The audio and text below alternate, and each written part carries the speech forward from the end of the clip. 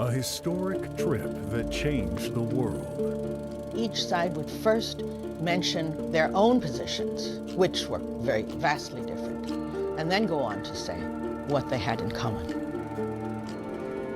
Opening up economic opportunities for the globe.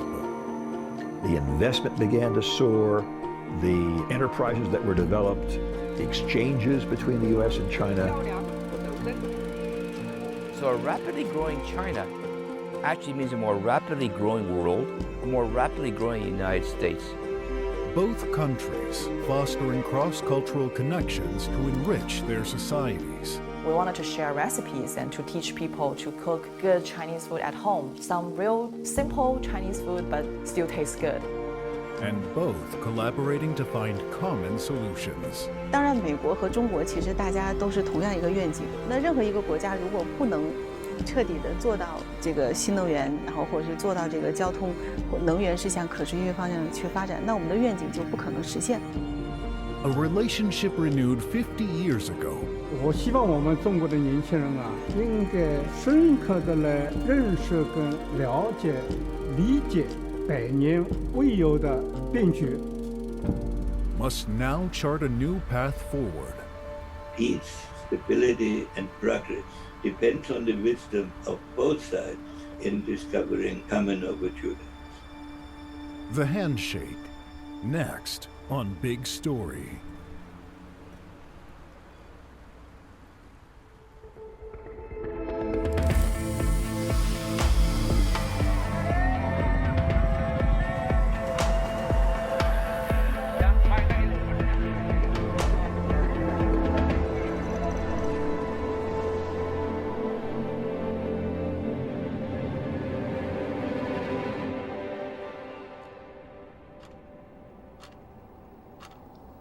The announcement I shall now read is being issued simultaneously in Peking and in the United States. Premier Zhou Enlai and Dr. Henry Kissinger, President Nixon's assistant for national security affairs, held talks in Peking from July 9 to 11, 1971. Knowing of President Nixon's expressed desire to visit the People's Republic of China, Premier Zhou Enlai, on behalf of the government of the People's Republic of China, has extended an invitation to President Nixon to visit China at an appropriate date before May 1972. President Nixon has accepted the invitation with pleasure.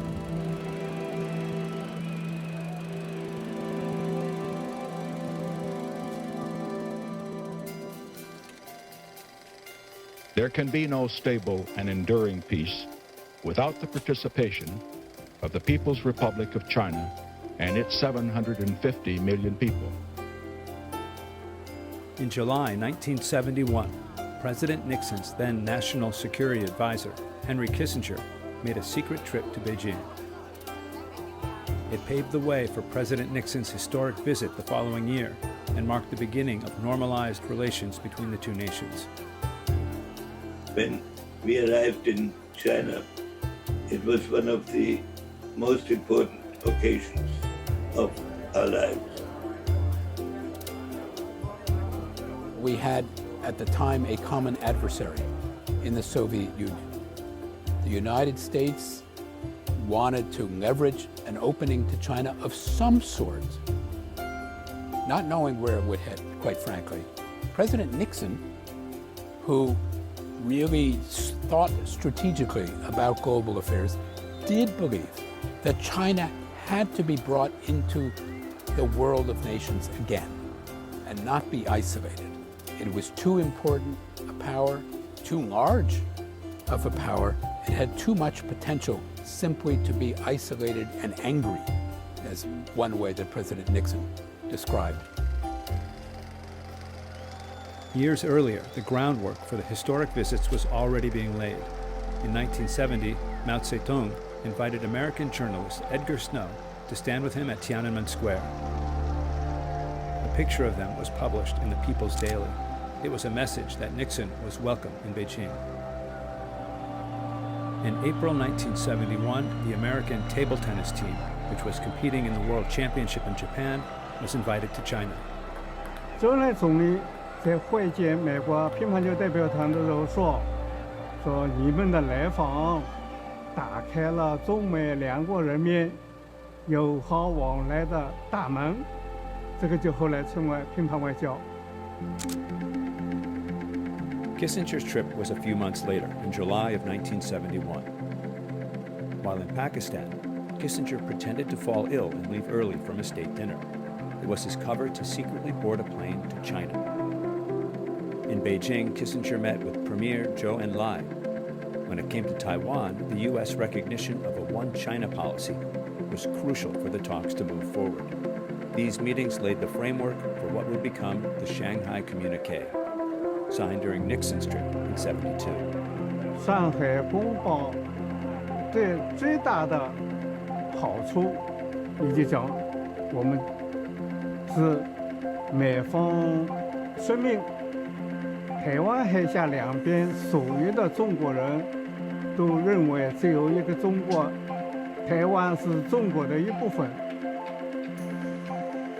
I recall that at the beginning, the American side, Dr. Kissinger, provided their draft, which was basically a hazy idea of what both sides agreed to, and it avoided some important issues like the Taiwan issue.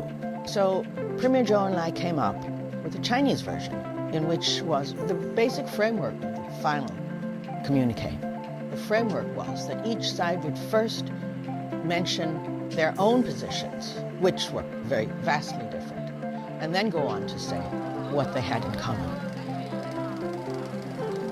Well, the Nixon trip was symbolically so important because Nixon was historically quite a big critic of China and communism, and it showed pragmatism could work.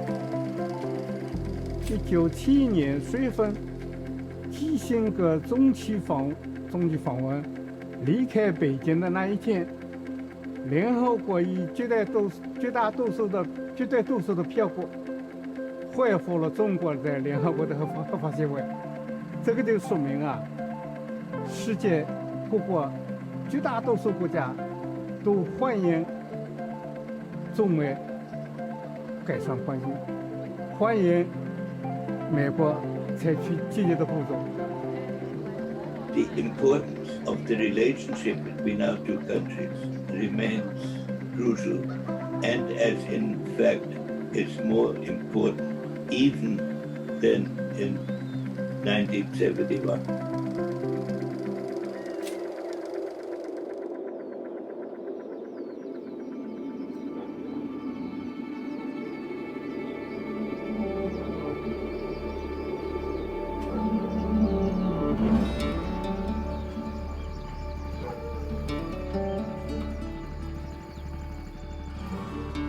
Great news for the people of Wycliffe. Today we announced a $200 million investment by a company that only just recently came to Kentucky. Phoenix Paper bought an old paper mill that had been shut down some years ago. James Travis is the lead mechanic for the factory's paper machine. He had worked at the mill for 15 years before it was shut down in 2016. A couple of years later, he came back when Chinese-funded Phoenix Paper reopened the mill. It is a huge shot in the arm for Wycliffe, the surrounding area. It has been here since 1970. You know, for years, local people have worked here. I feel like it's still an American-made product. The product is made here in the U.S. by Americans, and the payroll and the money that we're making, we're turning right around, and we're putting it in our economy, a local economy. And I feel like it doesn't matter who owns it. Kevin Jiang has been in the papermaking business for nearly 2 decades. He works for Xiangying Group, the Chinese investor for Phoenix Paper. Kevin moved to Kentucky in 2019 to take over as the mill's CEO. He's the man responsible for the productivity of this factory, which churns out around 300,000 tons of paper each year. I think Phoenix Paper is not a Chinese company. Well, 2 to 300 employees. But Chinese only me. We rely on the local team, local employee, not Chinese. So I think this is the globalization accomplished.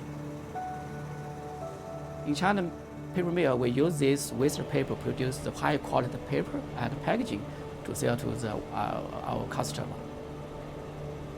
In 2017, this is our first visit to the United States paper mill. There's a very abundant forest resource. There's outstanding paper industrial work. So from 2017, we want to investment paper mill in United States. Now, Chinese expertise in recycling guides how Phoenix Paper operates. High-quality paper relies on clean water. The mill here processes around 40 million gallons of water a day, which comes from the Mississippi River. For me personally, the reinvestment by a Chinese company is just like an investment from other foreign entities. There's German companies, there's Japanese companies, there's English companies, there's companies from all over the world that invest in the U.S. So sometimes I think that people get a little lost in the weeds on the political side on whether it's China versus the U.S. My opinion, it's not really about who's got the upper hand. It's more about partnering and building something. So there's a dramatic change today in terms of what I call the political attention being given to climate change, as well as the popular support demanding it. So a big issue that China's been able to actually address and deal with, can you support climate change without jeopardizing growth?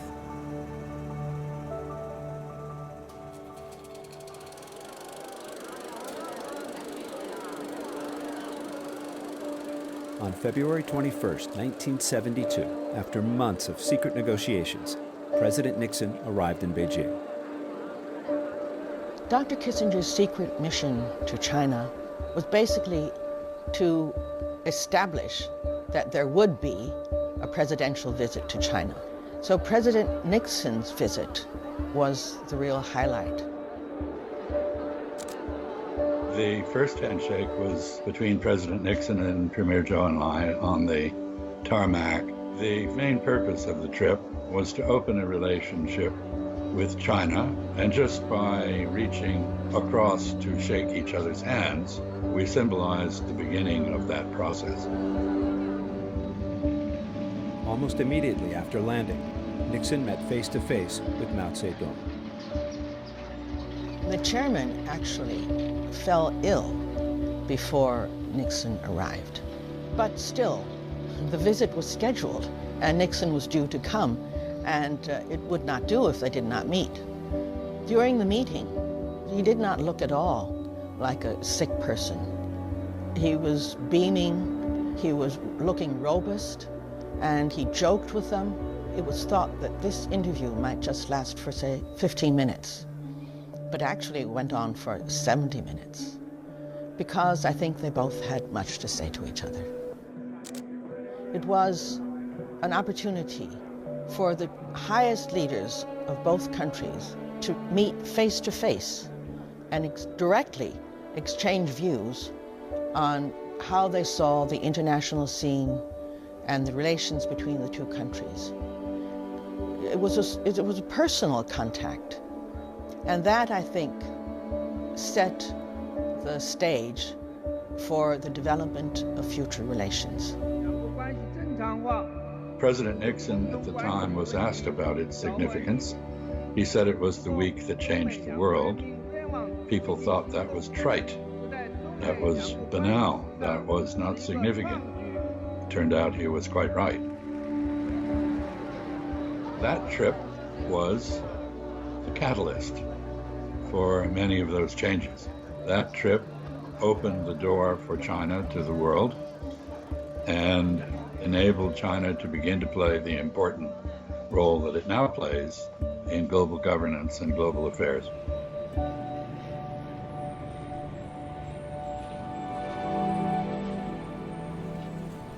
Over the past few decades, those born in the 80s have experienced a sea change from smoggy skies to bluer ones today.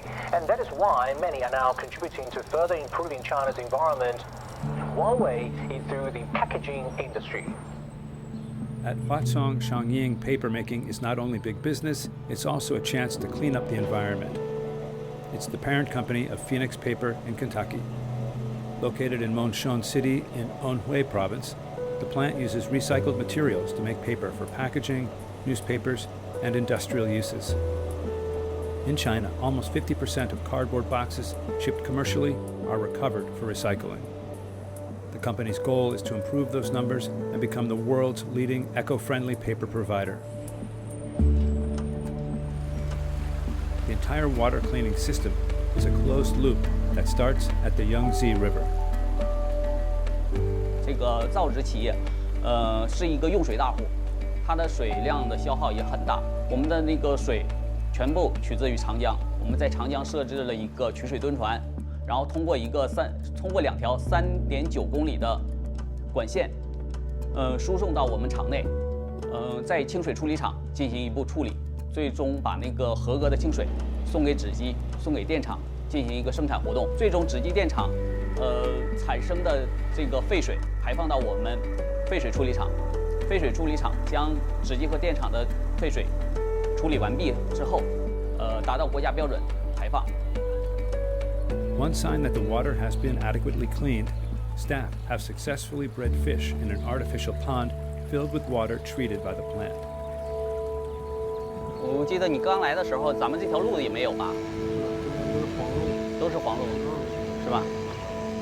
然后，这个标语让生态环保成为一种文化，是不是当时也没做呢？这是我提倡的。啊，对对对。我觉得生态环保作为公司的一个愿景，更应该成为一种文化。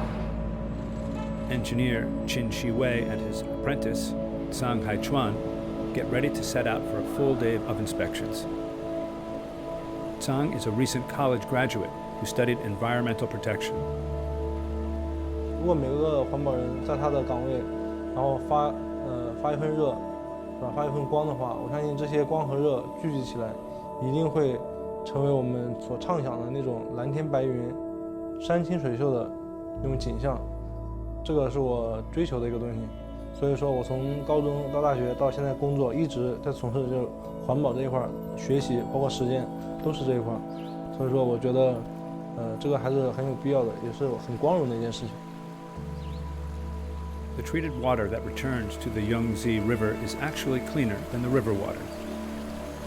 可以看一下，我们的水其实表面看起来还是比较浑浊的，浊度比较高。那现在的话，我们的水其实还比较透亮的。我们的现在的 SS 是降到了10以下，甚至做到了5以下。对，我们的 COD 的话，现在达到了30，国家1级 A 的标准是符合的。Go back 20, 30 years, the key issue was jobs. People were not that concerned about environment, climate change. Now you have a strong middle class, more sophisticated, more concerned about the environment. They worry about air pollution. They want green technology in terms of cars. They want their waterways and lakes to be cleaned up. There is recognition that climate change is very, very important in China.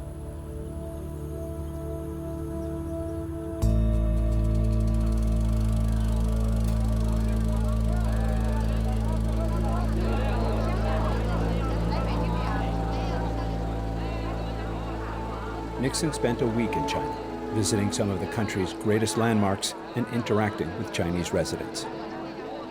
During their visit to Beijing, just before they were going to go to the Great Wall, there was a snow in the evening in Beijing. The roads were very steep and slippery. So the people of Beijing organized themselves to go out and sweep the streets. So the press woke up to hear the sound of shovels and brooms outside their hotel windows.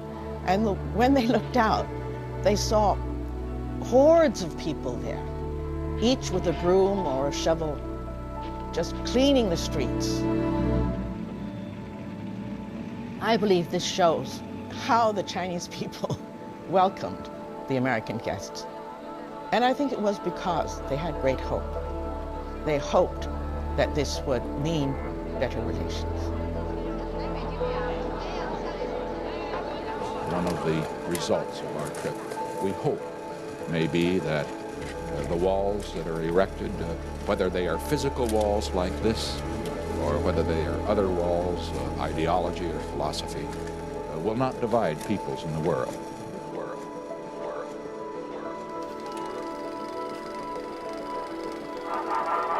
Deng Xiaoping, communist to the core, vice premier and the real power in the new China so long ignored, being greeted by an American president and his wife and called friend. Months prior to his 1979 trip to the U.S., Deng Xiaoping had announced China's new reform and opening up policy. China would now welcome foreign trade and investment. Kissinger's 1971 trip to China signaled the beginnings of normalized relations, and Deng's visit fully realized those diplomatic ties. I would like to read a joint communique which is being simultaneously issued in Peking at this very moment by the leaders of the People's Republic of China. A joint communique on the establishment of diplomatic relations between the United States of America and the People's Republic of China, January 1st, 1979. 太平洋地区两岸的两个重要国家发展友好合作关系，对于促进太平洋地区和世界的和平，无疑将是一个重要的因素。 Jim Laurie was an international correspondent covering Asia starting in the 1970s. He opened the first U.S. network bureau in China in 1981 for ABC. For many Americans, the Deng Xiaoping trip became an eye-opening experience to China. And that was very, very important, it seems. The fact that he was willing to do things that made Americans comfortable. His putting on a cowboy hat at a rodeo outside of Houston.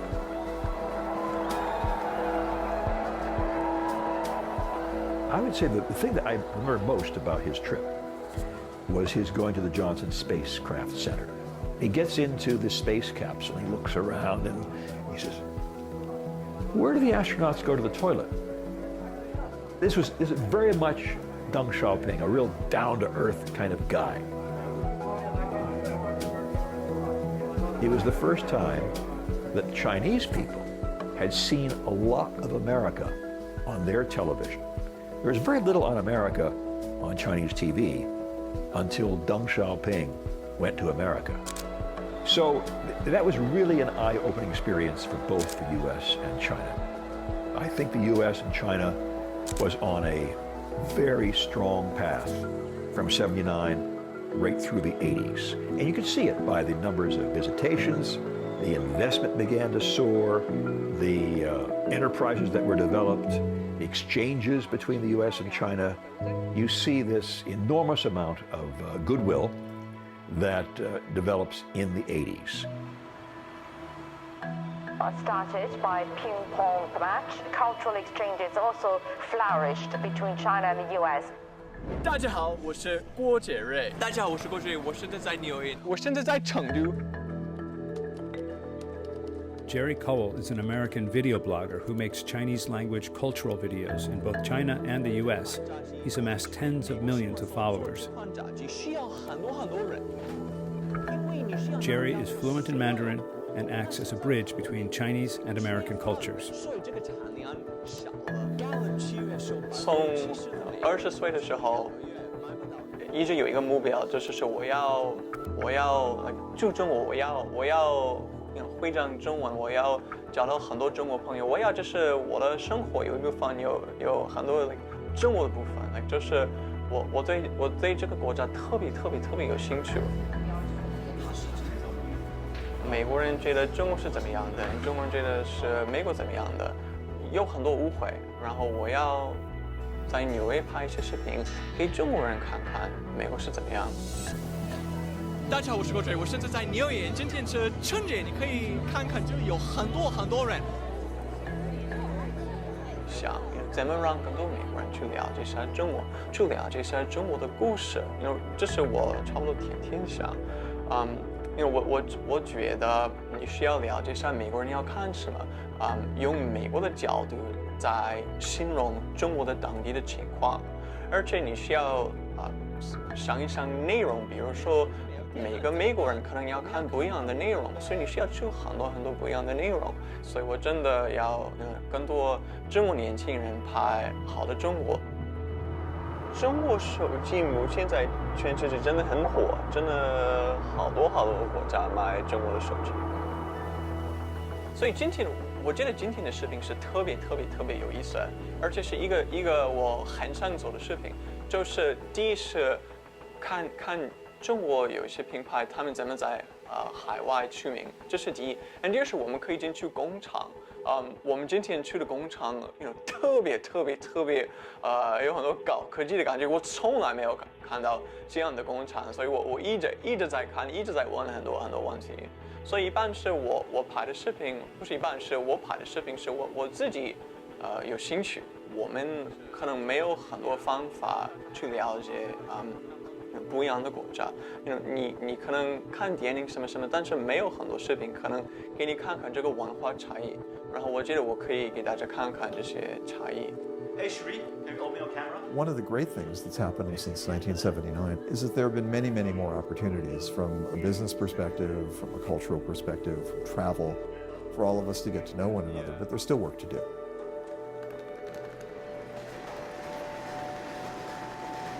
A lot of people are interested in Chinese social media and what people are talking about. The challenge is to form this bridge between Western social media and Chinese media by explaining this online culture.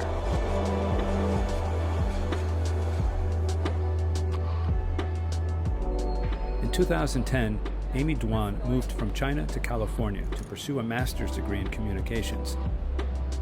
On the side, she started blogging about food. I love writing, and I love to share my opinion and to share, the joy and happiness with my friends. At the beginning, we started doing the microblog on Weibo. That's like a Chinese version of Twitter. I remember we grew up to like 1,000 followers in the very first few days. I mean, that was really surprising. From that time, I realized that there are a lot of more audience. They're just like me, and they really need such a platform. Amy named her new concept Cheer Huo, which means foodie, and began expanding across social media platforms to build a movement. Cheer Huo recommends the best Chinese restaurants in North America. There's a longer version of this name. It's called 吃货小分队. It actually means like a foodie squad. People have a sense of belonging there, like, oh, I belong to this group, like I'm a foodie. The major part is the WeChat, because WeChat is the most frequently used app among the Chinese audience. And we have Weibo, we have Xiaohongshu. For the English audience, we have Facebook and Instagram. We also have built up different city accounts for those channels. In total, we have about 1.7 million followers, all crossing those platforms. And we started doing the YouTube channels last year because we see, since we cannot dine out during the pandemic, and we wanted to share recipes and to teach people to cook good Chinese food at home. Some real simple Chinese food, but still tastes good. We will continue to do what we are doing all the time, like to connect people with food. And on the business side, we hope to become the best food marketing company for all kinds of different brands and restaurants, not just Chinese. We also introduce a lot of good American brands and American restaurants to our Chinese audience. It's something that you kind of come to crave almost, that it's such a great human feeling of connection with others and being able to do it. being able to go to faraway places or have people from faraway places come here to our home and connect with them and make a global community, that's profoundly satisfying.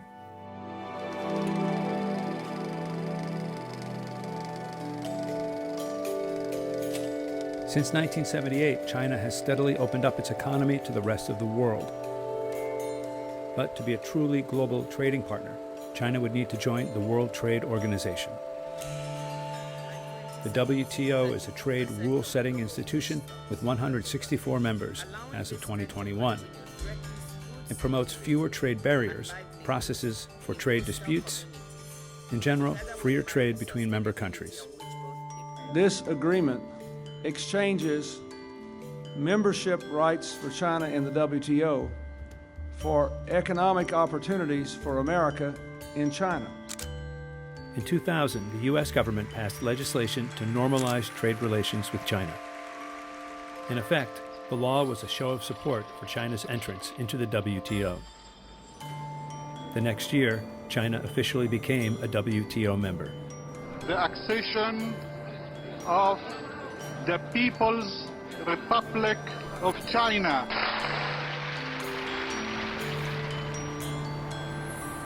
China's membership opened up access to more global trading partners and greater influence in an increasingly globalized world. For China, it's fairly clear that WTO entry was a great facilitator of economic growth. China's market share in industrial production, for example, went from about 6% to 25%. China's share of global exports went from about 3% to 16%. So clearly, China benefited hugely in terms of gaining market share in the world economy. Well, the unique thing about how China has developed is the scale, the kind of export-orientated growth model. It's the reason why people have been able to, kind of have this sort of consumer revolution in buying inexpensive goods. I think also it's part of China's appeal to the world that it says our, economic growth is good for the rest of the world. In general, this is absolutely true, that when different parts of the world trade goods with each other, both sides can benefit by more varied goods. We would not be able to eat the things we eat normally, live the way we do, use our smartphones that are produced all over the world. Just everything about our lives is about interconnection, even if we don't really know it. The gains of trade are real. After a year of slashed sales forecasts for the traditional car market, electric vehicles provided a bright spot for the auto industry. In the U.S., nearly half of all EV sales are made in California. Tesla may be one of the biggest names in electric vehicles, but it's far from the only one. Outside of Los Angeles are the headquarters of Karma Automotive, a luxury electric car company. Our brand is Karma. Karma means doing something good now and get good return in the future. So that's our company's mission and vision. That means Karma, we always try to create a new technology to protect our environment, to provide the best technology to reduce the emission. In late 2013, the company was on the verge of shutting down when a Chinese investor purchased it at a bankruptcy auction. The largest shareholder is Wangshan Automotive. It is one of the world's largest automotive component suppliers, and they're very well diversified in a multitude of industries, and automotive is always part of their passion. So this is our warehouse. We have a good portion of our parts that we receive from China. I think it's pretty various, some of it electronics or battery related. We also have sister plants that we work with in China. This is the manufacturing facility we started up in May of 2017 when the first vehicle rolled off the line. It is 550,000 square foot in size, so it's quite big. And we've broken up this plant into a warehouse, our body shop, our paint, and our general assembly. As most automotive companies will tell you, there's a global supply chain. China's a large part of it, Europe, but also parts from Mexico. Our amplifiers are coming from Australia. Our touchscreens are coming from England. I mean, you name it, I don't think there's any market in the world where we don't source parts from. In the end of the day, it's a puzzle with 3,500 pieces, and they get sourced globally. The California plant can produce up to 15,000 vehicles a year. The company has plans to ramp up production to meet the growing global demand. So we are on this stage in order to we can leverage Chinese and the American market. We can leverage the supply chain customers. Then we can utilize our technology to scale. We are ready to do that right now. We've gone through a period of escalating partnership, especially after 2008 during the recession for the United States. What we saw is that a lot of Chinese investments are coming into the United States, especially in the West Coast, in California. In 2016, we had about $16 billion in investment from China alone into California.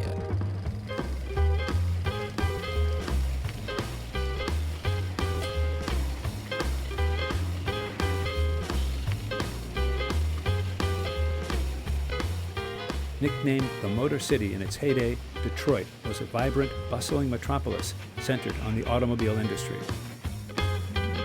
But facing increased international competition, car companies began to shut down or move operations out of the city. Detroit went from one of the wealthiest cities in the nation to one of its most impoverished.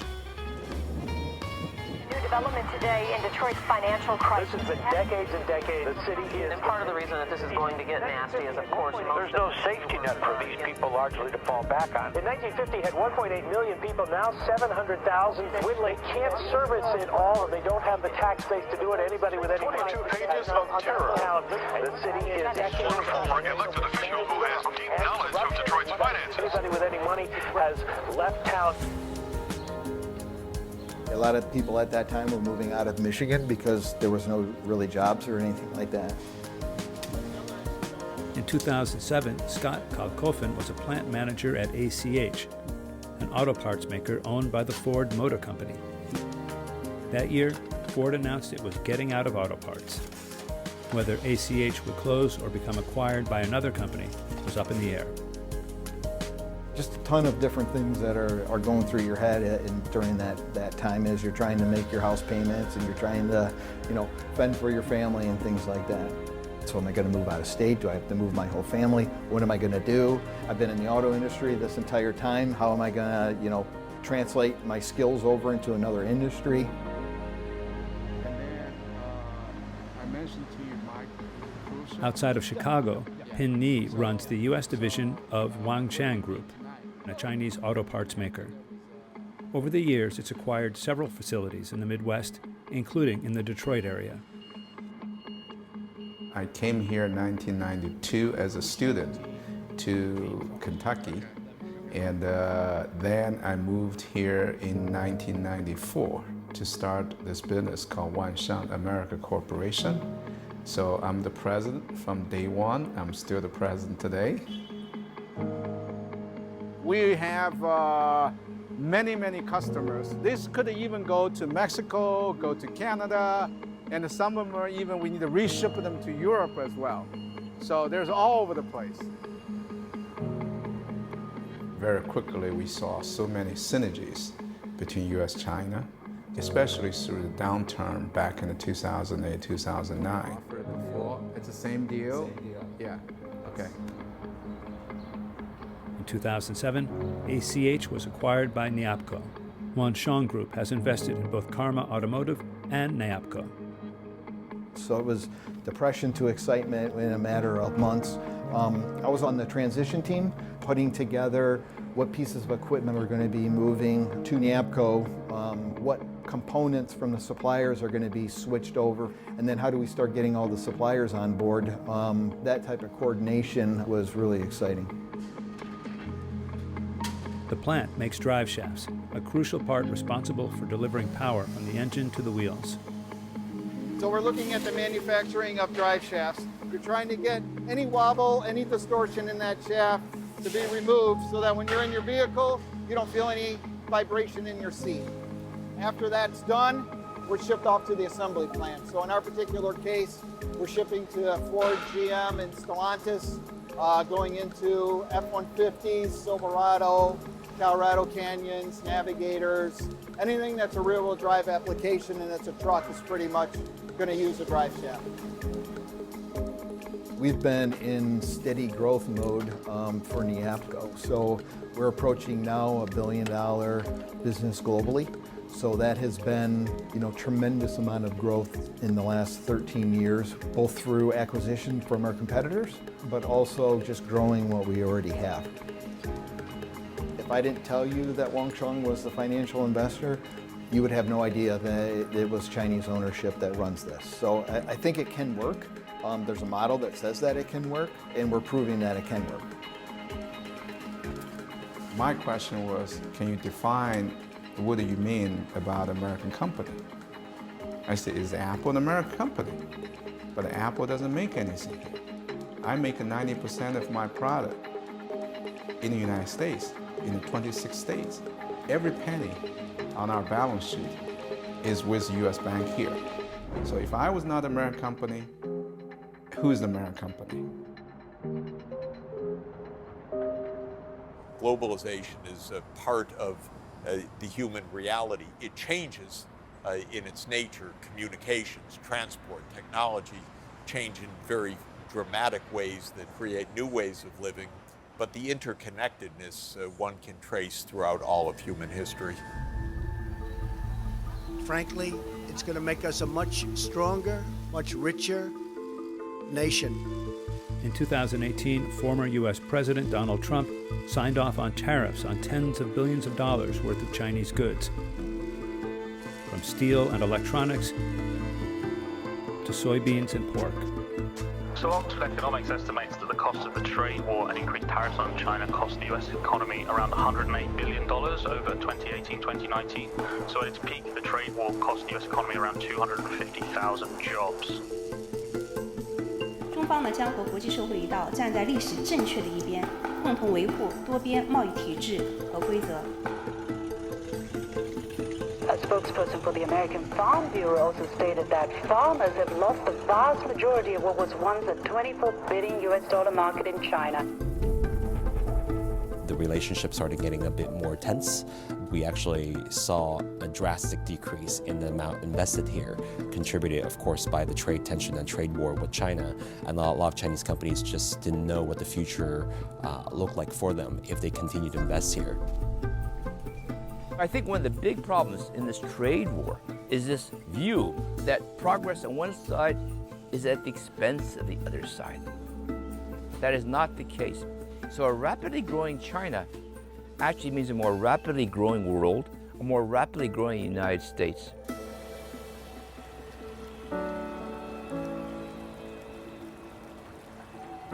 I'm very confident about Tesla's future in China.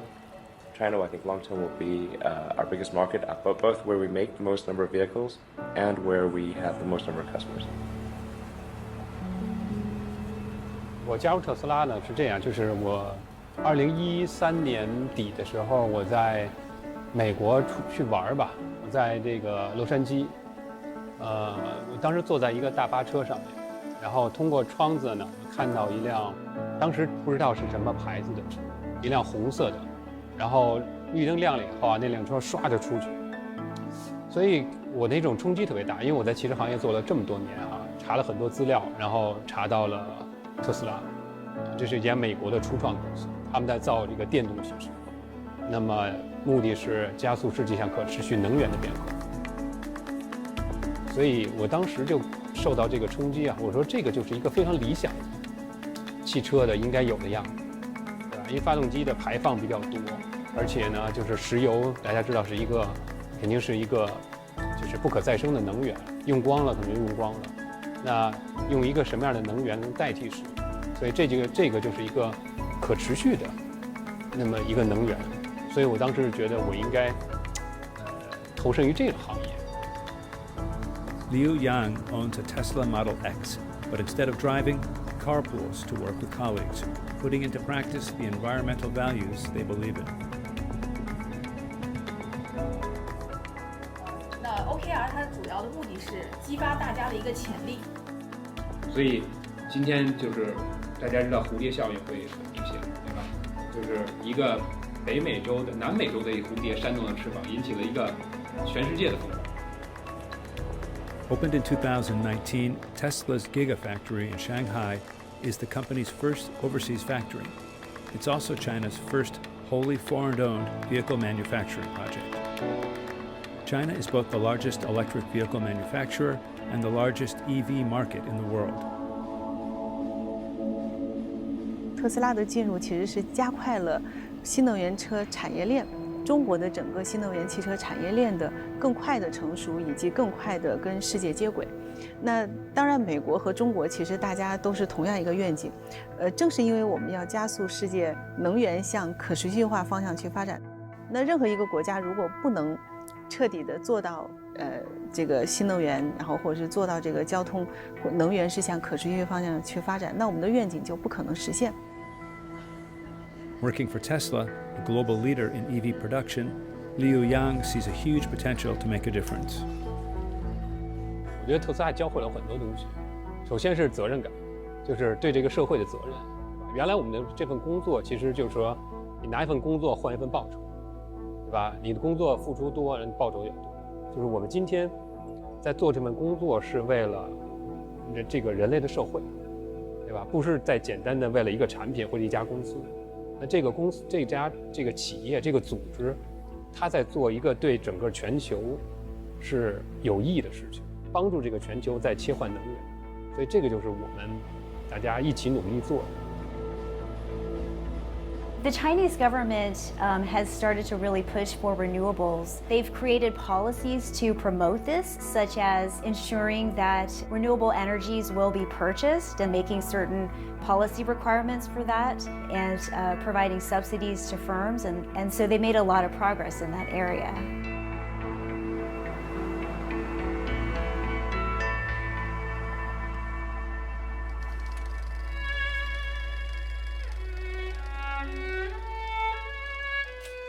Beijing's Di Yaoyutai State Guest House was the site of Henry Kissinger's history-making visit in 1971. 50 years later, an event commemorating the visit took place at this exact location where Kissinger and Premier Zhou Enlai held meetings.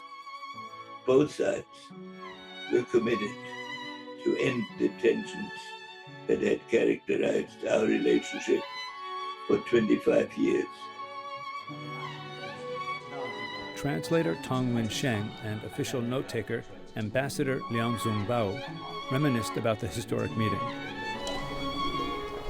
应该说，因为当时忙着翻译，没有心思多去感觉什么，但是也确实有一个一种从来没有过的一种，应该用现在话说就是历史性的一个时刻。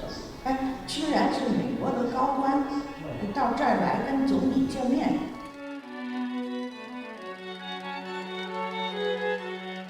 在我说起给总理跟基辛格说起中间啊，说起技术中间，有些很重要的事我感觉到，对我印象非常深刻啊。基辛格不是在北京2天，总理跟他谈了17个小时，大部分时间谈的都是国际问题。In many ways, those 17 hours changed the course of both countries' futures for the next 50 years.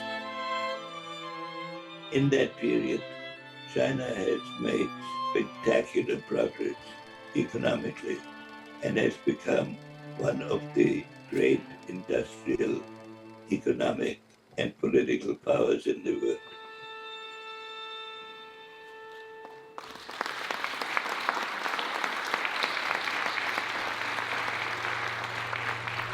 The United States will withdraw. Just days after former President Donald Trump announced he was pulling out of the Paris Agreement, one U.S. state governor took climate concerns into his own hands. When I met with President Xi several years ago, it was very clear to both of us that climate change was something that affected California, China, America, the whole world. From those meetings, the California-China Climate Institute was born. Housed at the University of California, Berkeley, the center is led by Fun Dai, who previously worked for Governor Brown's administration. The mission of the Institute when we established was really simple. We wanted to provide support and accelerate climate solutions both in California and broadly in the US and in China, and especially through a way that we can support coordination and collaboration from both sides. Governor Brown often refers to plenary realism. It's a common problem we have in a threatening human being. It does not respect country boundaries. It does not respect where you come from. So it's a common threat that we have to address together. And the US and China being the two largest greenhouse gas emitters, right? We're both responsible for the problem and we have to resolve it together. And it's actually proved as fact. It's more effective when the US and China can coordinate and collaborate with each other to address the concern, to address the problem, and especially for the energy side of things. Having come to California from China, Fun Dai has found distinct advantages on both sides. Just purely from a research perspective, I think climate and environmental policy has a longer history in terms of training and research in the US, but in terms of policy making and the pace of change politically, it's easier to see that profound change happen in China within their system rather than in the US.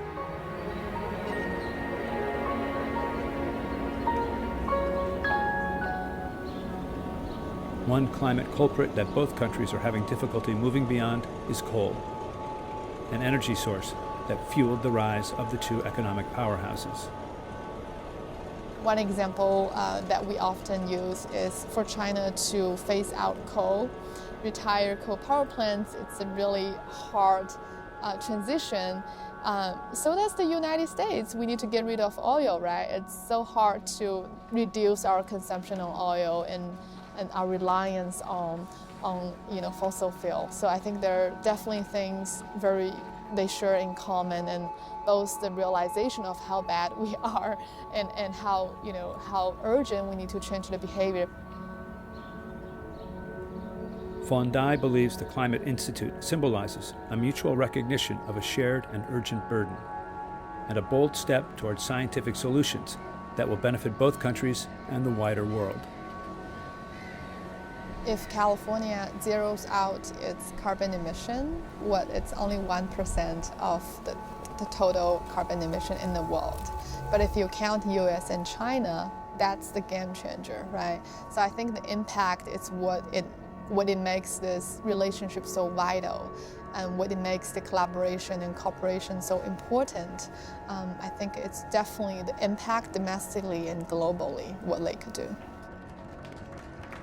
As our relationship with China is deteriorating from a national level, how do we continue to make sure those relationships are strong from a subnational level through California, through Los Angeles, through San Francisco, and the various strongholds of these bastions of support for international relationship? Because down the line, China's still going to be the #2 economy in the world, if not the top economy in the next 30, 40 years, if not sooner. Tensions between China and the United States are still running high, even with a new president in the White House. I don't want to contain China. I just want to make sure we have a relationship with China that is on the up and up, squared away. Everybody knows what it's all about. The US-China relationship is the critical relationship. It's the biggest global relationship. It contributes to a lot of the world trade, which helps to stimulate other economies. It's very central in promoting global GDP growth. We share the need for prosperity, for a planet that is cleaner and greener than the one that we see today. I think today the US and China are not in a happy place, but they will have to find a way, because they will have to find a way. There's no option of them ignore each other, nor is there much option of them to hope that each other just disappear. That's not going to happen. And the assumption is, if China becomes more powerful, becomes wealthier, we here in the West will lose. So the big question in many people's mind is a more prosperous China good or bad for the West? And people don't realize, actually, that the two economies basically complement each other.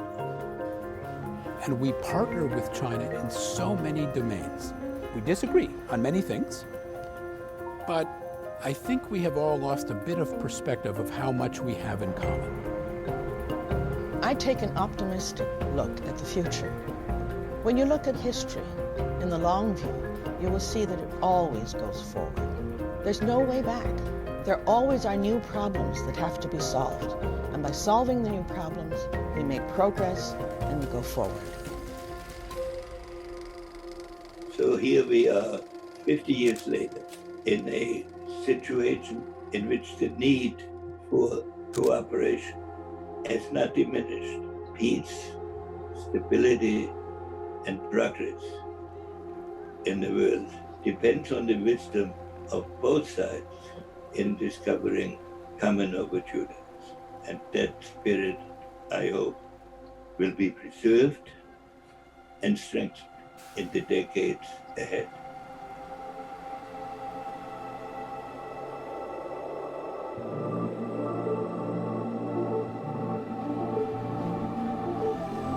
At Tesla's Gigafactory in Shanghai, Hui Yang and his colleagues gear up to produce the newest version of the electric SUV, the Model Y. While Amy Duan posts a review of the latest Chinese restaurant to open in Los Angeles on Chihuo's social media platforms. In Ohui Province, Qin Shiwei and Zhong Haichuan inspect the clean water that leaves the recycling plant. And in Wycliffe, Kentucky, James Travis reflects on how Chinese investors were able to keep the heart and soul of the town alive by reopening the paper mill. I think it's great that the Chinese came and bought this. We were a very productive mill whenever we shut down, and we were turning a profit. And we knew that we could continue to do that. Whatever we need to do here at this plant to help it move forward and to continue to grow and prosper, that's what I want to do.